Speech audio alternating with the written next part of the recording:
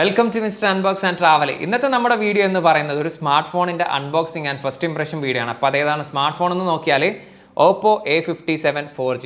ഈ ഒരു smart phone ഖത്തറിൽ ഇപ്പോൾ ജസ്റ്റ് ലോഞ്ച് ചെയ്തിട്ടേ ഉള്ളൂ. ഈ ഒരു സ്മാർട്ട് ഫോണിന്റെ വിശേഷങ്ങളും കാര്യങ്ങളാണ് നമ്മൾ അറിയാൻ പോകുന്നത്. അപ്പോൾ വീഡിയോ ഇഷ്ടപ്പെട്ടാൽ ലൈക്ക് ചെയ്യുന്ന കാര്യം, അതുപോലെ തന്നെ ഇതുപോലുള്ള 71ഓളം സ്മാർട്ട് ഫോണുകൾ നമ്മൾ നമ്മുടെ ചാനലിൽ അൺബോക്സ് ചെയ്ത് വെച്ചിട്ടുണ്ട്. അപ്പോൾ തീർച്ചയായിട്ടും നമ്മുടെ വീഡിയോസും കാര്യങ്ങളൊക്കെ നിങ്ങൾക്ക് നോക്കാവുന്നതാണ്. വീഡിയോസും കാര്യങ്ങളും നിങ്ങൾക്ക് യൂസ്ഫുൾ ആണെന്ന് തോന്നിയാൽ ദയവ് ചെയ്ത് ചാനലിൽ നിന്ന് സബ്സ്ക്രൈബ് ചെയ്യുന്ന കാര്യം കൂടി ഒന്ന് പരിഗണിക്കുക. അപ്പോൾ നമുക്ക് ഈ ഒരു സ്മാർട്ട് ഫോണിന്റെ അൺബോക്സിംഗ് ആൻഡ് ഫസ്റ്റ് ഇംപ്രഷൻ വീഡിയോയിലേക്ക് കടക്കാം.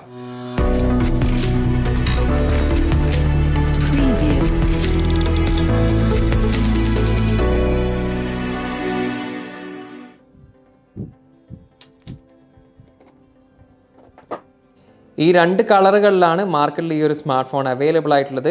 ഗ്ലോയിങ് ഗ്രീനും ഗ്ലോയിങ് ബ്ലാക്കും. ഇത്രയും ഐറ്റംസ് ആണ് നമുക്ക് ബോക്സിനൊപ്പം ലഭിച്ചിട്ടുള്ളത്. ഒരു ട്രാൻസ്പെറൻറ്റ് TPU കേസ് ഉണ്ട് വിത്ത് ക്യാമറ പ്രൊട്ടക്ഷനോട് കൂടിയിട്ടുള്ള TPU കേസാണ്. അത്യാവശ്യം ക്വാളിറ്റിയുള്ള ഒരു TPU കേസാണ് വരുന്നത്. സിം ഇജക്ടർ ടൂള്, 33 വാട്ടിൻ്റെ SuperVOOC charger, Type A to Type C charging cable, Oppo A57. ഈ ഒരു സ്മാർട്ട് ഫോണിൻ്റെ ഡിസൈൻ ആൻഡ് ബിൽഡ് ക്വാളിറ്റിയെ കുറിച്ച് പറയുകയാണെങ്കിൽ പിറകിലും അതുപോലെ തന്നെ ഫ്രെയിമായിട്ട് യൂസ് ചെയ്തിരിക്കുന്നത് പ്ലാസ്റ്റിക് മെറ്റീരിയലാണ്.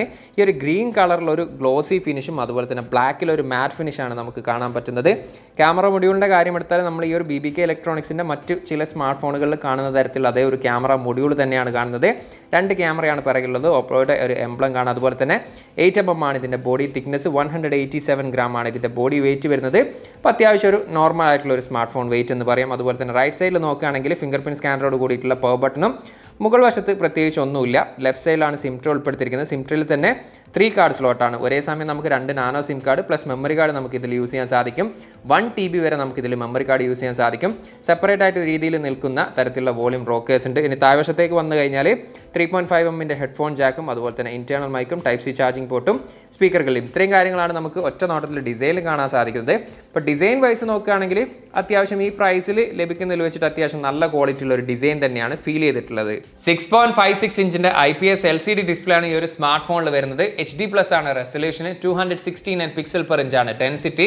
ഇപ്പോൾ ഡിസ്പ്ലേയുടെ ഒരു ക്വാളിറ്റി വൈസ് നോക്കുകയാണെങ്കിൽ നമുക്ക് അത്യാവശ്യം നല്ലൊരു ഡിസ്പ്ലേ എന്ന് തന്നെ പറയാം. കാരണം കളറൊക്കെ നല്ല ആക്യുറേറ്റ് ആണ്, നല്ല പഞ്ചി ആയിട്ടുള്ള കളറാണ് വരുന്നത്. അതുപോലെ തന്നെ വെളിയിലൊക്കെ പോയാൽ വലിയ രീതിയിലല്ലെങ്കിലും ചെറുതായിട്ട് നമുക്ക് കാര്യങ്ങളൊക്കെ റീഡ് ചെയ്യാൻ സാധിക്കുന്നുണ്ട്. അതുപോലെ തന്നെ വ്യൂയിങ് ആംഗിളുടെ കാര്യം എടുത്താലും വലിയ ഇഷ്യൂസോ കാര്യങ്ങളൊന്നുമില്ല. അപ്പോൾ ഈ ഒരു പ്രൈസ് സെഗ്മെന്റിൽ നോക്കുകയാണെങ്കിൽ ഫുൾ HD+ റെസൊല്യൂഷനുള്ള ഒരു ഡിസ്പ്ലേ കൊടുത്തിരുന്നെങ്കിൽ കുറച്ചും കൂടി നന്നായി എന്ന് തോന്നിയിരുന്നു. എങ്കിലും നമുക്കൊരു ഡീസൻ്റ് ആയിട്ടുള്ള ഒരു ഡിസ്പ്ലേ ക്വാളിറ്റി തന്നെ നമുക്ക് ഈ ഒരു സ്മാർട്ട് ഫോണിൽ കാണാൻ സാധിക്കുന്നുണ്ട്. ഹാർഡ്വെയറിന്റെ കാര്യം എടുത്താലും MediaTek Helio G35 എന്ന് പറയുന്ന 4G ചിപ്സെറ്റ് ആണ് ഈ ഒരു സ്മാർട്ട് ഫോണിൽ വരുന്നത്. 12nm ആണ് ചിപ്സ് സൈസ്. ഒക്ടാ കോറിൽ 2.3 GHz ആണ് ക്ലോക്ക് സ്പീഡ്. എനിവേ ഈ ഒരു സ്മാർട്ട് ഫോണിൻ്റെ പെർഫോമൻസ് വൈസ് നോക്കുകയാണെങ്കിൽ ഞാൻ ഈ ഒരു കുറച്ച് ദിവസം യൂസ് ചെയ്തപ്പോൾ എനിക്ക് എക്സ്പീരിയൻസ് ചെയ്തെന്ന് പറയുന്നത് നമ്മളൊരു നോർമൽ യൂസർ ആണെങ്കിൽ നമുക്ക് ഈ ഒരു സ്മാർട്ട് ഫോൺ സാറ്റിസ്ഫൈഡ് തന്നെയാണ്. അതല്ല നമുക്കൊരു കുറച്ചും കൂടി പെർഫോമൻസ് ഓറിയൻറ്റഡ് ആയിട്ടുള്ള ഒരു സ്മാർട്ട് ഫോണാണ് തേടുന്നതെങ്കിൽ ഒരു പക്ഷേ നിരാശ തന്നെയായിരിക്കും ഫലം. കാരണം ഈ ഒരു പ്രൊസസ്സർ എന്ന് പറയുന്നത് അത്രത്തോളം മികച്ച രീതിയിലുള്ള ഒരു പെർഫോമൻസ് കാഴ്ചവെക്കുന്ന ഒരു പ്രൊസസ്സർ അല്ല. അതായത് അത്യാവശ്യം ഒരു ഡീസൻ്റ് ആയിട്ടുള്ള നമ്മളൊരു നോർമൽ യൂസർ ആണെങ്കിൽ ഒരു ഡീസൻറ്റ് പെർഫോമൻസ് കാഴ്ചവെക്കുന്ന ഒരു സ്മാർട്ട് ഫോൺ ആയിട്ടാണ് എനിക്ക് ഫീൽ ചെയ്തിട്ടുള്ളത്. 3 വേരിയന്റിലാണ് ഈ ഒരു സ്മാർട്ട് ഫോൺ അവൈലബിൾ ആവുന്നത്. അതിൽ 4GB റാമിൽ 64 മാത്രമാണ് ഇപ്പോൾ നിലവിൽ ഖത്തറിൽ അവൈലബിൾ ആയിട്ടുള്ളത്. ഇതുകൂടാതെ തന്നെ 3GB റാമിൽ 64ഉം 4GB റാമിൽ 128 എന്ന് പറയുന്ന മെമ്മറി വേരിയന്റ് കൂടി അവൈലബിൾ ആണ്. 1 TB വരെ നമുക്ക് ഇതിൽ മെമ്മറി കാർഡ് യൂസ് ചെയ്യാൻ സാധിക്കും. ഇതിലെ റാം എന്ന് പറയുന്നത് 4GB ആണ്. അത് തന്നെ നമുക്ക് റാം എക്സ്പാൻഷൻ വഴി നമുക്ക് അപ് ടു 4GB വരെ നമുക്ക് ഇതിൽ അധികരിപ്പിക്കാൻ കൂടി സാധിക്കും. IPX4 റേറ്റിംഗോട് കൂടിയിട്ടുള്ള വാട്ടർ റെസിസ്റ്റന്റ് ആണ് ഈ ഒരു സ്മാർട്ട് ഫോൺ. അതോടൊപ്പം തന്നെ IP5X റേറ്റിംഗോട് കൂടിയിട്ടുള്ള ടെസ്റ്റ് റെസിസ്റ്റന്റ് കൂടിയാണ് ഈ ഒരു സ്മാർട്ട് ഫോണ്. ചെറുതായിട്ടുള്ള രീതിയിലുള്ള മഴയത്തും കാര്യങ്ങളൊക്കെ നമുക്ക് ഈ ഒരു സ്മാർട്ട് ഫോൺ യൂസ് ചെയ്യാൻ സാധിക്കും. എനിവേ കണക്ടിവിറ്റിയുടെ കാര്യം എടുത്തു കഴിഞ്ഞാൽ ഡ്യുവൽ ബാൻഡ് വൈഫൈ ആണ് ഇതിൽ സപ്പോർട്ട്. അതായത് 2.4 GHz അതുപോലെ തന്നെ 5 GHz വൈഫൈ ഇതിൽ സപ്പോർട്ട് ഉണ്ട്. ഡ്യുവൽ 4G LTE ഈ ഒരു സ്മാർട്ട് ഫോണിൽ സപ്പോർട്ട് ഉണ്ട്. ബ്ലൂടൂത്തിൻ്റെ വേർഷൻ വരുന്നത് 5.3 ആണ്. NFC ഈ ഒരു സ്മാർട്ട് ഫോണിൽ സപ്പോർട്ട് അല്ല. Android 12 ഈ ഒരു സ്മാർട്ട് ഫോൺ പ്രവർത്തിക്കുന്നത്. കളർ വോയിസ് വേർഷൻ വരുന്നത് 12.1 ആണ്. സ്റ്റീരിയോ സ്പീക്കേഴ്സ് ആണ് ഇതിൽ ഉൾപ്പെടുത്തിയിരിക്കുന്നത്.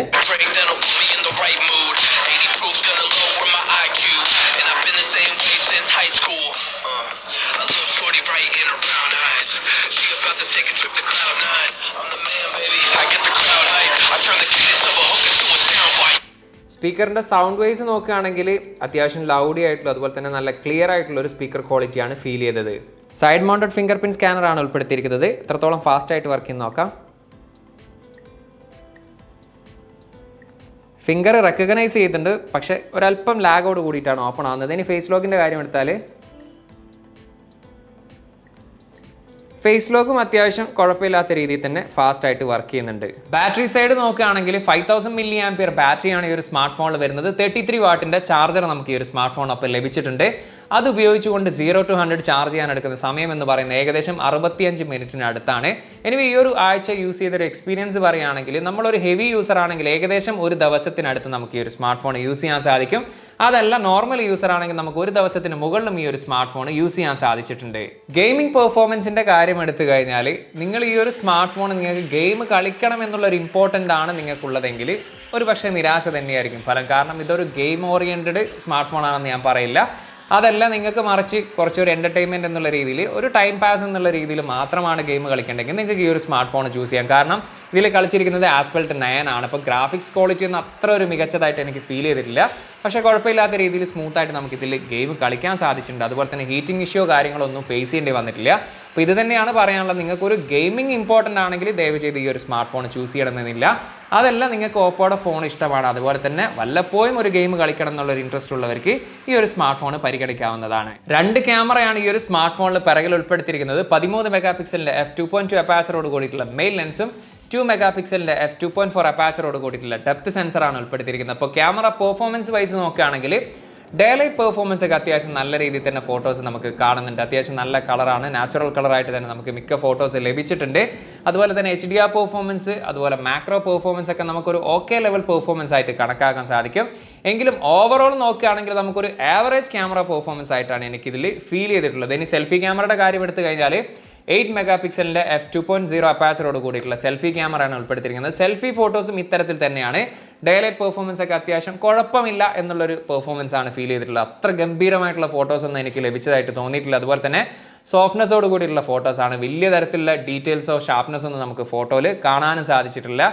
ഈവൻ നൈറ്റ് പെർഫോമൻസ് ആണെങ്കിലും റിയർ ക്യാമറയിലും അതുപോലെ തന്നെ സെൽഫി ക്യാമറയിലൊക്കെ നമുക്കൊരു ആവറേജ് ലെവൽ പെർഫോമൻസ് മാത്രമേ ലഭിച്ചിട്ടുള്ളൂ. അപ്പോൾ ഓവറോൾ ക്യാമറ പെർഫോമൻസ് വൈസ് നോക്കുകയാണെങ്കിൽ നമുക്കൊരു ആവറേജ് ക്യാമറ ക്വാളിറ്റി എന്നുള്ള രീതിയിൽ മാത്രമേ നമുക്ക് ഈ ഒരു സ്മാർട്ട് ഫോണിൻ്റെ ക്യാമറ ഡിപ്പാർട്ട്മെൻറ്റിനെ വിലയിരുത്താൻ പറ്റൂ.